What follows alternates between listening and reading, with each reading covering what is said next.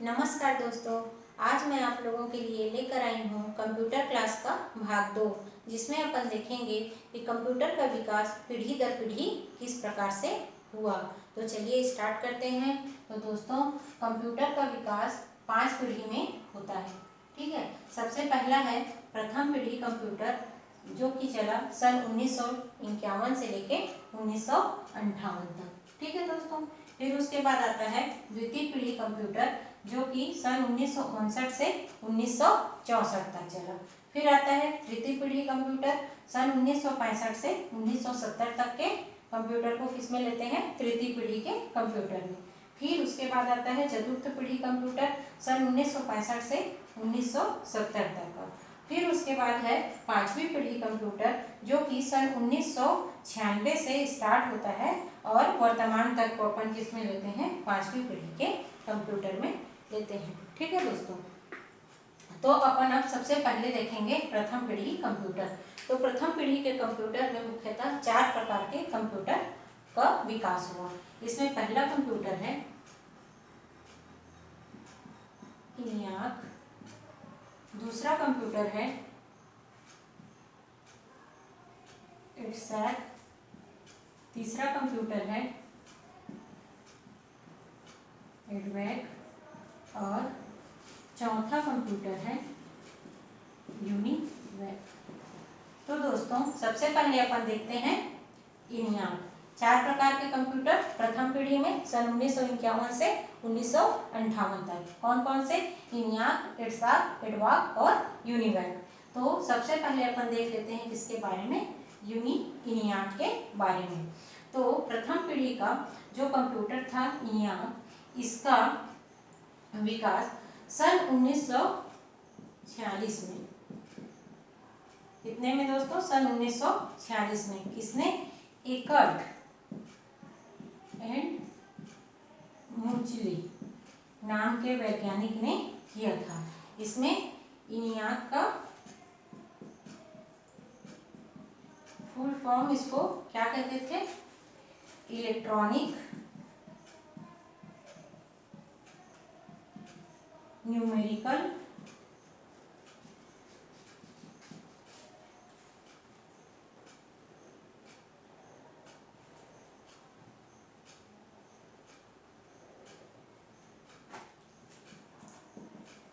Integrator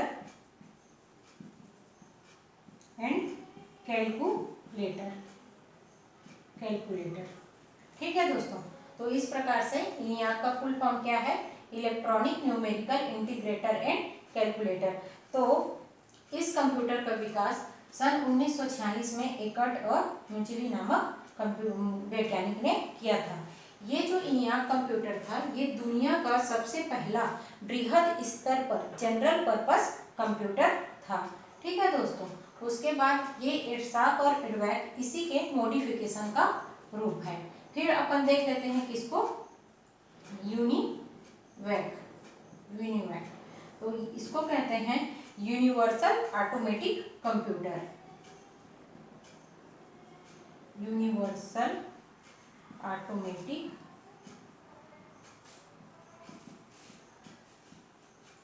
computer. ठीक है दोस्तों, अब ये कंप्यूटर, इसकी खासियत क्या थी, ये कंप्यूटर दुनिया का सबसे पहला ऐसा कंप्यूटर था जिसको व्यापारिक यूज के लिए बनाया गया था। व्यापारिक यूज मतलब कि किसी कंपनी में कार्य करने वाले कितने भी कर्मचारी हों, उनका पेरोल या पेमेंट स्लिप बनाने के लिए इस यूनिवैक कंप्यूटर का यूज किया जाने लगा था। ठीक है दोस्तों,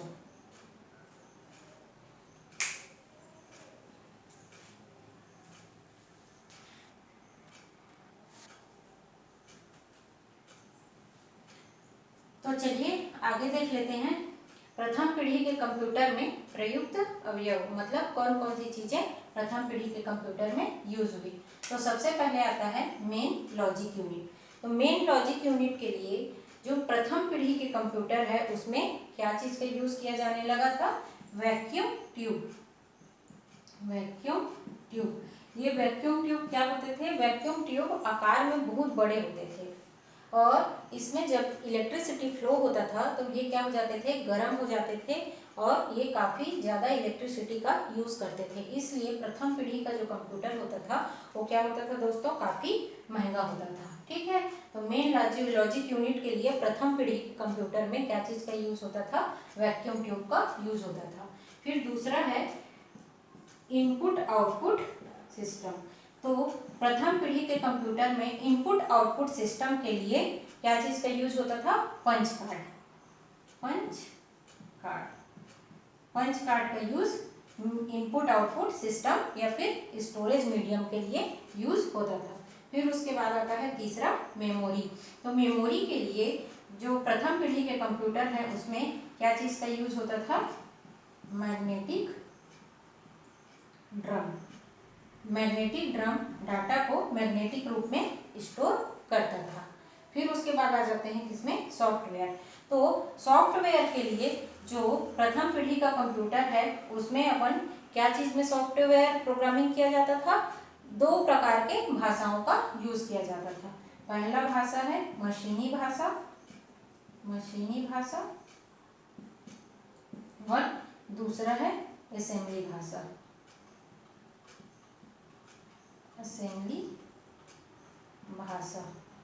मशीनी भाषा मतलब 0 और 1 ना, और मशीनी भाषा मूलक ए से जेड तक, जैसे कि एड, सम इत्यादि। ठीक है दोस्तों, तो सॉफ्टवेयर के लिए प्रोग्रामिंग के लिए अपन प्रथम पीढ़ी के कंप्यूटर में दो भाषाओं का यूज होता था, मशीनी भाषा और असेंबली भाषा। इसमें जो असेंबली भाषा था उसका विकास सन 1952 में एक महिला वैज्ञानिक थी, डॉक्टर ग्रेस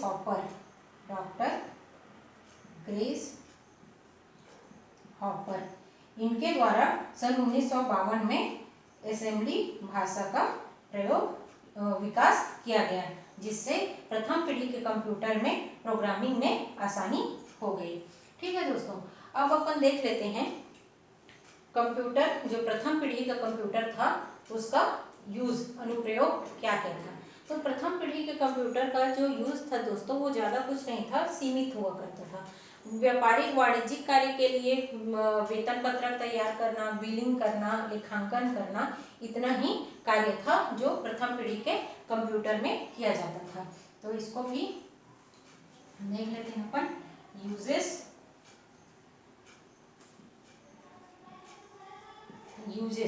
यूजेस में क्या क्या आता है दोस्तों, पेरोल वेतन पत्रक, बिलिंग,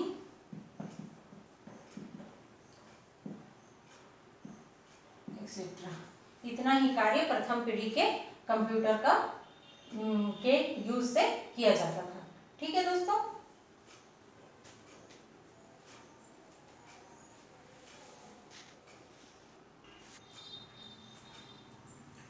तो आइए आगे बढ़ते हैं। अब देख लेते हैं द्वितीय पीढ़ी का कंप्यूटर सन 1959 से 1964 तक। तो अब देखते हैं दोस्तों कि द्वितीय पीढ़ी के कंप्यूटर में क्या खासियत थी। तो द्वितीय पीढ़ी के कंप्यूटर में अपन जो पहले पीढ़ी के कंप्यूटर में देखे कि इसका जो मेन लॉजिक यूनिट था वो क्या था, वैक्यूम ट्यूब था। तो उस वैक्यूम ट्यूब के स्थान पर द्वितीय पीढ़ी के कंप्यूटर में क्या चीज का प्रयोग किया जाने लगा, ट्रांजिस्टर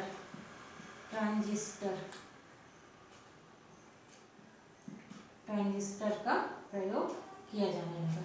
इस ट्रांजिस्टर का सन 1947 में विलियम शॉकली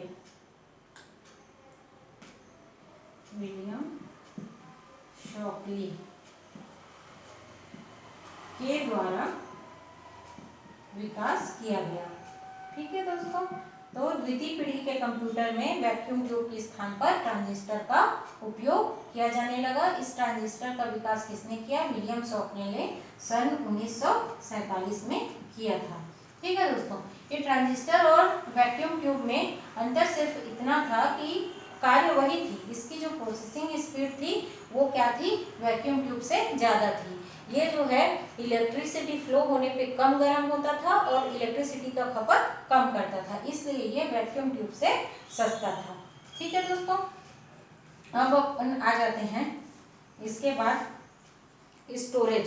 तो दोस्तों स्टोरेज के लिए, स्टोरेज या इनपुट आउटपुट जो माध्यम होता है उसके लिए ये क्या करता था, जो द्वितीय पीढ़ी के कंप्यूटर थे उसमें पंच कार्ड के अलावा मैग्नेट, चुंबकीय टेप और डिस्क ये दोनों का भी उपयोग किया जाने लगा। पंच कार्ड के अलावा, पंच कार्ड के साथ साथ चुंबकीय टेप, चुंबकीय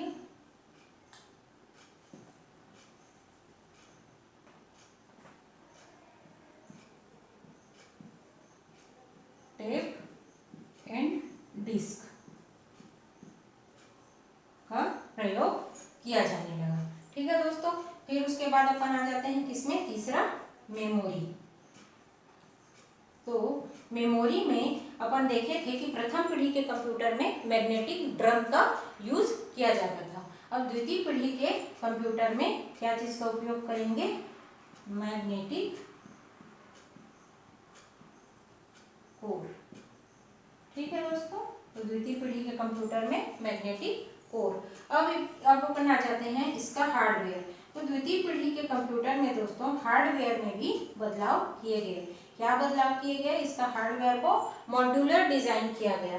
मतलब जो अलग अलग पार्ट्स होते थे उसको अलग अलग बोर्ड पे डिजाइन किए जाने लगे, ताकि अगर किसी एक पार्ट में खराबी आ जाए तो उसको क्या कर सकें अपन, चेंज कर सकें। ठीक है दोस्तों, अब इसमें जो भाषा, प्रोग्रामिंग के लिए जो भाषा होती थी उसमें वो प्रथम पीढ़ी के कंप्यूटर में मशीनी और असेंबली लैंग्वेज के अलावा इसमें जो है हाई लेवल लैंग्वेज का विकास होने लगा। हाई लेवल लैंग्वेज मतलब कि हाई लेवल लैंग्वेज। ठीक है, ये क्या होता है दोस्तों, हाई लेवल लैंग्वेज, फोरट्रॉन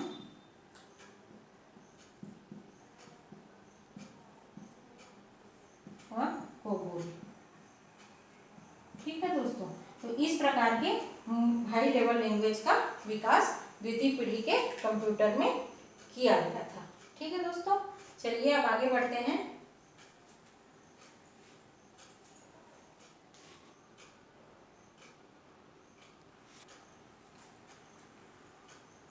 तो दोस्तों अब देख लेते हैं द्वितीय पीढ़ी के कंप्यूटर का यूजेस। तो इसका किसमें किसमें उपयोग किया जाने लगा था। एयरलाइंस में यात्रियों के लिए कंप्यूटरीकृत आरक्षण की सुविधा उपलब्ध हो गई थी। सन 1962 में सर्वप्रथम IBM और अमेरिकन एयरलाइन के द्वारा यात्रियों के कंप्यूटरीकृत आरक्षण का व्यवस्था किया गया। और दूसरा है संचार उपग्रह, मतलब संचार उपग्रह में भी कंप्यूटर का उपयोग किया जाने लगा। ये भी सन 1962 में टेलीस्टार नाम के एक कंप्यूटर उपग्रह का कंप्यूटर की सहायता से अंतरिक्ष में प्रक्षेपण स्थापना किया गया था। ठीक है दोस्तों, अब अपन नेक्स्ट देखेंगे तृतीय पीढ़ी कंप्यूटर।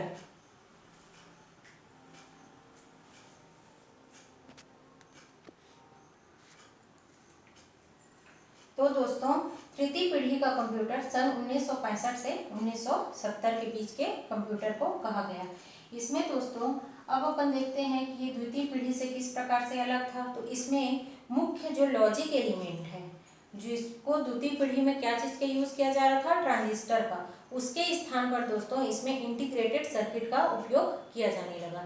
इंटीग्रेटेड सर्किट क्या है, इसको सन 1953 में H. जॉनसन नामक वैज्ञानिक ने विकास किया था। ठीक है दोस्तों, तो यहाँ पे ट्रांजिस्टर के स्थान पर IC मतलब इंटीग्रेटेड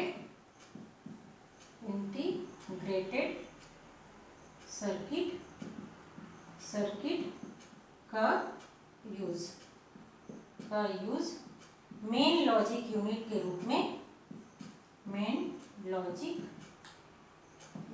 रूप में किया जाने लगा। इस IC का विकास 1953 में H. जॉनसन के द्वारा किया गया था। ठीक है, तृतीय पीढ़ी का स्टार्ट सन 1964 में तब हुआ जब IBM द्वारा कंप्यूटर की फैमिली का विकास किया गया, जिसे सिस्टम 1960 लाइन कहा गया। ठीक है दोस्तों, तो मेन जो है तृतीय पीढ़ी का स्टार्ट 1964 के मध्य में हुआ, जब IBM नामक कंपनी ने कंप्यूटर फैमिली का विकास किया। कंप्यूटर फैमिली का विकास किया गया। इस कंप्यूटर फैमिली को क्या कहने लगे? सिस्टम, सॉरी 1960 नहीं दोस्तों, ये 1360 लाइन कहा गया। अब इसमें जो प्रयुक्त अवयव थे वो मेन कौन कौन से थे उसको अपन देख लेते हैं। इसमें सबसे पहले दोस्तों ये क्या हो गया, इसमें ऑपरेटिंग सिस्टम का विकास हुआ। ठीक है दोस्तों, तो ऑपरेटिंग सिस्टम के विकास से कंप्यूटर का जो कार्य प्रणाली है वो क्या हो गया, ऑटोमेटिक हो गया। ठीक है, तो ऑपरेटिंग सिस्टम से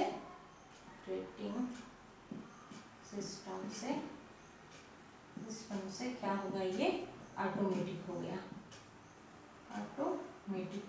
ठीक है दोस्तों, तो ऑपरेटिंग सिस्टम बहुत सारे जो कंट्रोलिंग प्रोग्राम होते हैं उसका एक समूह होता है। अब उस समूह को अपन कंप्यूटर में क्या कर देते हैं, फिट करा देते हैं। ठीक है दोस्तों, तो इस प्रकार से अपन क्या किए, एक कंट्रोल प्रोग्राम बनाए जिसको अपन क्या किए, कंप्यूटर में डाल दिए, जिसके कारण कंप्यूटर के सारे इंटरनल वर्क क्या होने लगे, ऑटोमेटिक होने लगे। अब दूसरा आ जाते हैं इसका लैंग्वेज। तो तृतीय पीढ़ी के कंप्यूटर में जो लैंग्वेज था वो क्या था, नई हाई लेवल लैंग्वेज का विकास होने लगा, न्यू हाई लेवल लैंग्वेज। ठीक है दोस्तों, जैसे कि बेसिक। ठीक दोस्तों, तीसरा आता है, इसमें कंप्यूटर का जो आकार है उसको काफी छोटा कर दिया गया। तो फर्स्ट मिनी कंप्यूटर का विकास तृतीय पीढ़ी में हुआ। ठीक है, साइज को छोटा किया गया और उसको क्या किया गया, नाम रखा गया first mini computer. First mini computer का नाम था PDP-8। ठीक है दोस्तों, ये क्या है, फर्स्ट मिनी कंप्यूटर। इसका प्राइस कितना था, $18,000 था, जिसको एक कंपनी थी डेक मतलब digital equipment corporation, digital equipment corporation, इसके द्वारा तैयार किया गया था। तो याद रखिएगा दोस्तों, फर्स्ट मिनी कंप्यूटर का क्या नाम था, PDP-8। इसकी जो साइज थी एक रेफ्रिजरेटर के आकार का था। ठीक है दोस्तों, अब अपन देख लेते हैं चौथा, एप्लीकेशन सॉफ्टवेयर। तो तृतीय पीढ़ी के कंप्यूटर में एप्लीकेशन सॉफ्टवेयर का भी प्रयोग किया जाने लगा। ठीक है दोस्तों, एप्लीकेशन सॉफ्टवेयर मतलब कि वर्ड प्रोसेसिंग किसे कहते हैं, कंप्यूटर में टेक्स्ट को लिख के कोई भी डॉक्यूमेंट को तैयार करना क्या कहलाता है, वर्ड प्रोसेसिंग कहलाता है। तो वर्ड प्रोसेसिंग से डॉक्यूमेंट तैयार करना भी तृतीय पीढ़ी के कंप्यूटर में स्टार्ट हो गया था। ठीक है दोस्तों,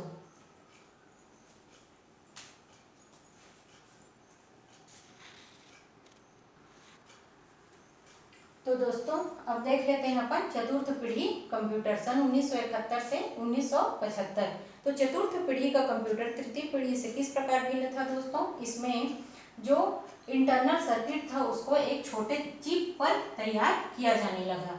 LSIC मतलब लार्ज स्केल इंटीग्रेटेड सर्किट पर तैयार किया जाने लगा, लार्ज स्केल इंटीग्रेटेड सर्किट। ठीक है दोस्तों, तो सन 1970 में मार्सन हार्ट द्वारा CPU को एक छोटे से चिप पर तैयार किया गया था, किसमें, इंटेल कारपोरेशन में तैयार किया गया था और उसका नाम रखा गया इंटेल 4004। ठीक है दोस्तों, अब इसको क्या बोला गया, माइक्रो प्रोसेसर।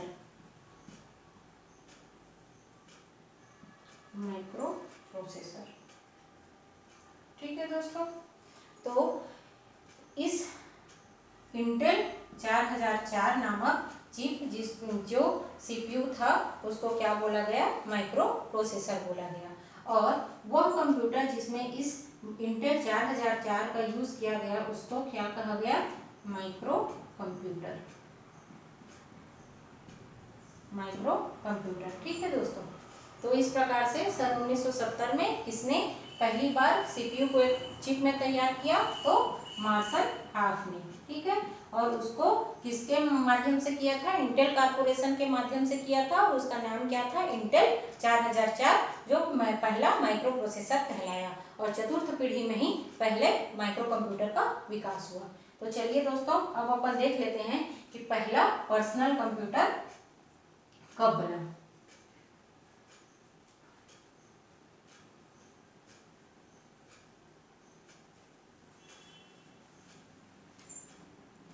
तो दोस्तों, पहला personal computer, first personal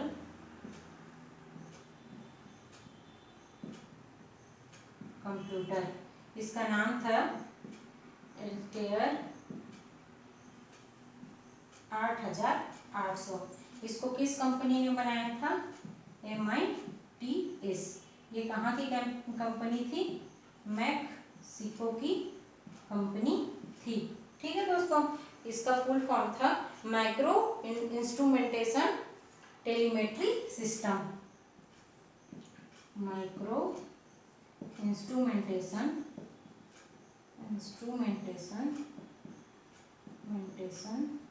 telemetry system. ये कंपनी थी MITS, जो मैक्सिको की कंपनी थी। उसने क्या किया, पहला पर्सनल कंप्यूटर एल्टेयर 8800 का विकास किया था। इसमें 8 बिट माइक्रो प्रोसेसर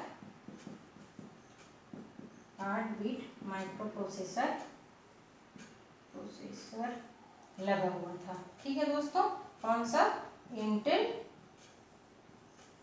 8080, और इसका जो रैम था वो था 256 बाइट।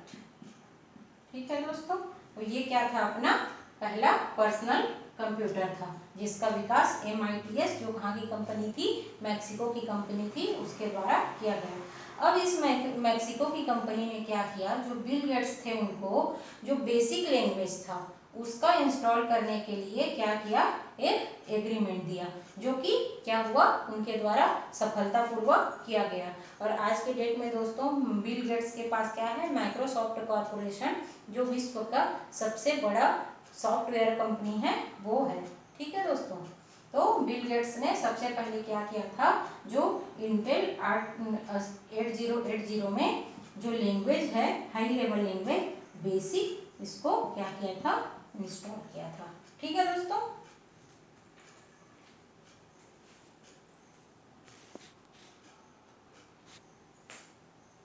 ठीक है दोस्तों, तो अब देख लेते हैं चतुर्थ पीढ़ी के कंप्यूटर में कौन कौन से अवयव यूज किए गए थे।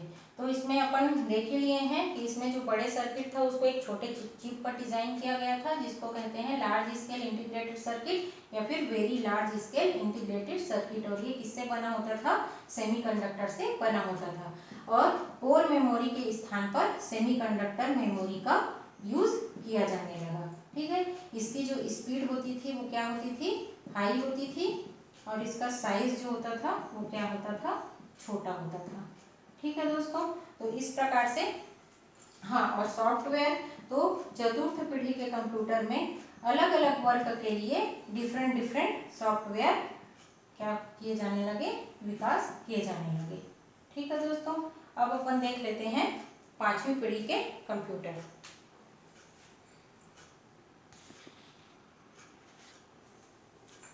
तो दोस्तों, अब देखते हैं पांचवी पीढ़ी का कंप्यूटर, ये सन 1996 से लेकर वर्तमान तक। ठीक है दोस्तों, तो पांचवी पीढ़ी के कंप्यूटर में जो इंटीग्रेटेड सर्किट था, जिसको अपन लार्ज स्केल इंटीग्रेटेड सर्किट, जो चतुर्थ पीढ़ी में यूज हो रहा था, अब इसके स्थान पर ultra large scale integrated circuit का उपयोग किया जाने लगा।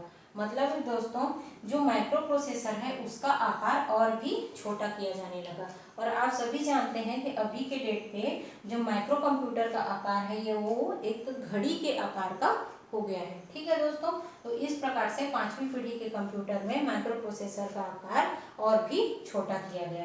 और अब अभी का यूजेस दोस्तों आप सभी लोग जानते ही हैं। तो अभी करेंट समय में जो कंप्यूटर है यूज़ के हिसाब से डेस्कटॉप, लैपटॉप, कॉमटॉप इत्यादि उपलब्ध होने लगे हैं। ठीक है, तो अभी जो साइज़ है वो बहुत कम साइज़ का कंप्यूटर आने लगा है। कम साइज़ का कंप्यूटर आवश्यकता अनुसार फोल्डेबल, टच स्क्रीन, इस प्रकार के कंप्यूटर आने लगे हैं। दूसरा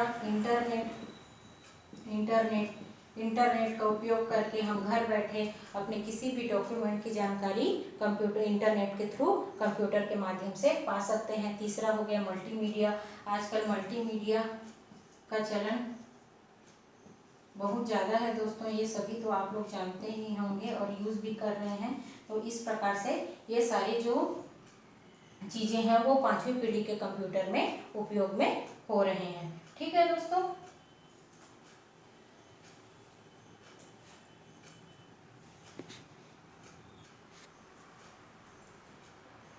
तो ठीक है दोस्तों, आज के लिए इतना ही। अगर ये वीडियो आपको अच्छा लगा हो तो लाइक कीजिए, अपने दोस्तों में शेयर कीजिए और मेरे चैनल को सब्सक्राइब कीजिए। इसके बाद कंप्यूटर के बेसिक नॉलेज का एक पार्ट और आएगा दोस्तों। फिर मैं आप लोगों को ऑब्जेक्टिव क्वेश्चन बताऊंगी कि कंप्यूटर के बेसिक नॉलेज से किस प्रकार के ऑब्जेक्टिव क्वेश्चन आपके एग्जाम में आ सकते हैं। ठीक है दोस्तों, तो आज के लिए इतना ही। धन्यवाद।